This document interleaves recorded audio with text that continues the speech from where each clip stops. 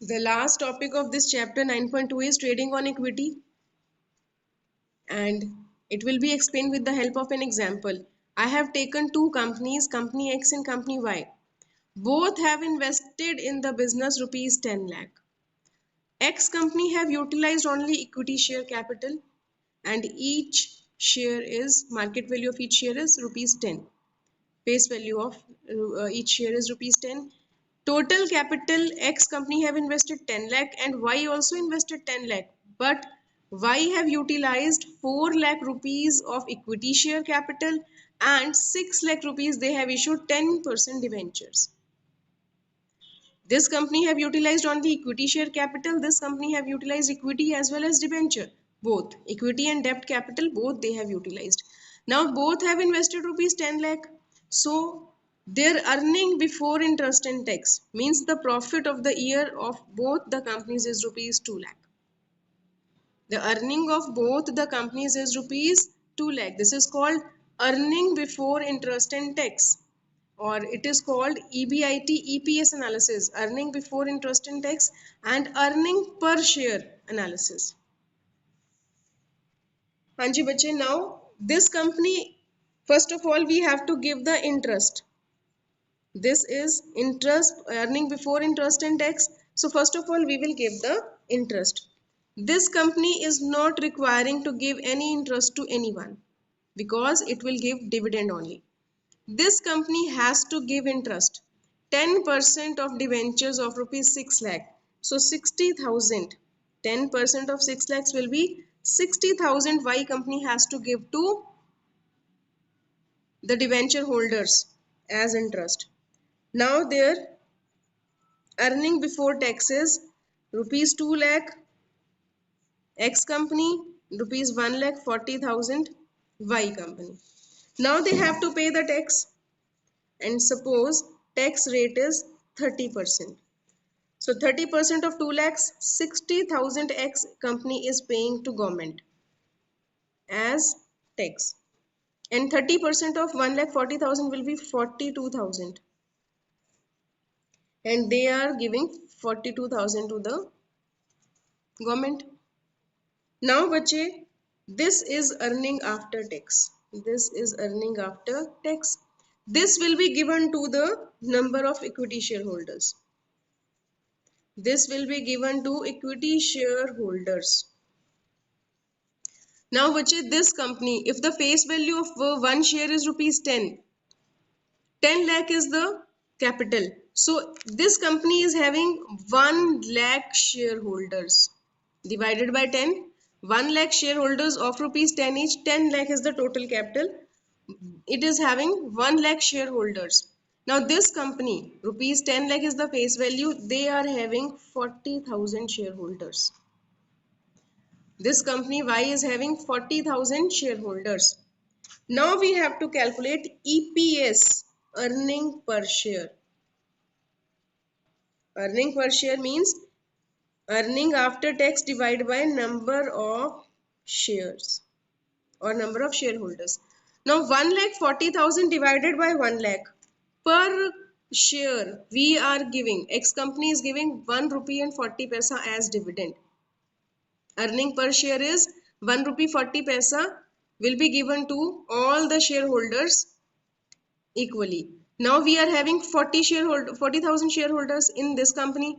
98,000 divided by 40,000, 2 rupees and 45 paisa is the earning of each shareholder in this company. Now which company is better, in which company you will invest money? Earning per share. Initially you was having looking that shares are very less and debt is more. This is a risky company. But when you have analyzed its EBIT EPS analysis, EBIT means earning before interest and tax, EPS means earning per share. The earning per share of this company is 1.40, 1 rupee and 40 paisa. This company is providing 2 rupees and 45 paisa to each shareholder. This is trading on equity. When we use the debt capital along with equity to increase the income of equity shareholder, this is called trading on equity. I am explaining again, bache. Two companies we have taken. Company X have utilized only equity share capital. Company Y have utilized both equity share and preference share. Total they have invested 10 lakh. Equal they have invested in the business. Their earning is also equal. Let's suppose they have earned 2 lakh rupees. Before interest and tax, earning was 2 lakh for both the companies. Their capital investment is same, their profit is same. But this company need not to give anything as interest to anybody, but this company Y has to give 10% of debentures. 10% of 6 lakh means 60,000 this Y company will give to debenture holders. After giving interest, earning before tax is 2 lakh and 140. Now 30% tax is there. So Y X company is giving 60,000 more tax to the government. Y company is giving less tax to the government. Though their income is same, but less tax. Then this is earning after tax. Interest you have paid, tax you have paid. This is the earning for shareholders. How many shareholders you are having? If the face value is rupees 10, company X is having 1 lakh shareholders and company Y is having 40,000 shareholders. So earning per share 1,40,000 divided by 1 lakh means 1 rupee 40 paisa will be given to X company and 98,000 divided by 40,000 shareholders. 2.45 will be the income of every shareholder in company Y. So company Y is giving less tax and more dividend to shareholders because they are using debt capital. This is trading on equity. Now I will give you the exact definition of trading on equity. Trading on equity means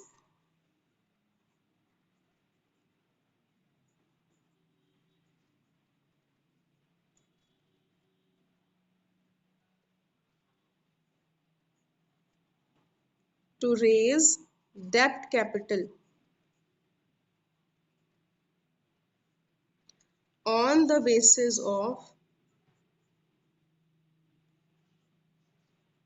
equity capital so as to increase the income of equity shareholders.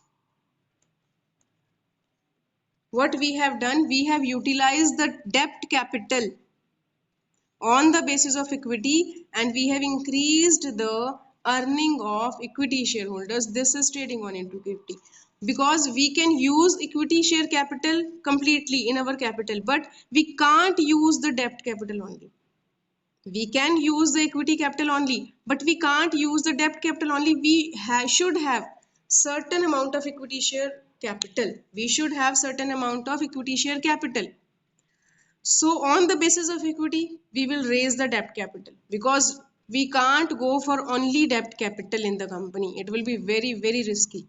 So we have to utilize certain debt on the basis of equity to increase the income of shareholders. We have utilized certain debt amount and we have given less tax and more earning to equity shareholders. This is trading on equity.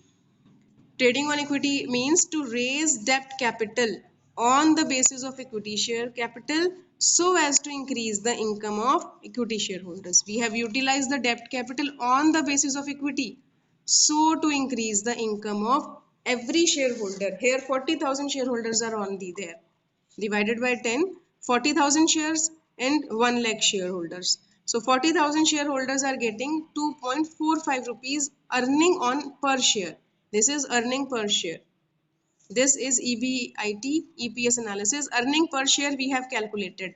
Ki in company X, every shareholder is getting 1 rupee 40 paisa and company Y, every shareholder is getting 2 rupees 45 paisa. This is earning per share and EBIT means earning before interest and tax. That was similar for both the companies. They have given interest and less tax and more income to the shareholders.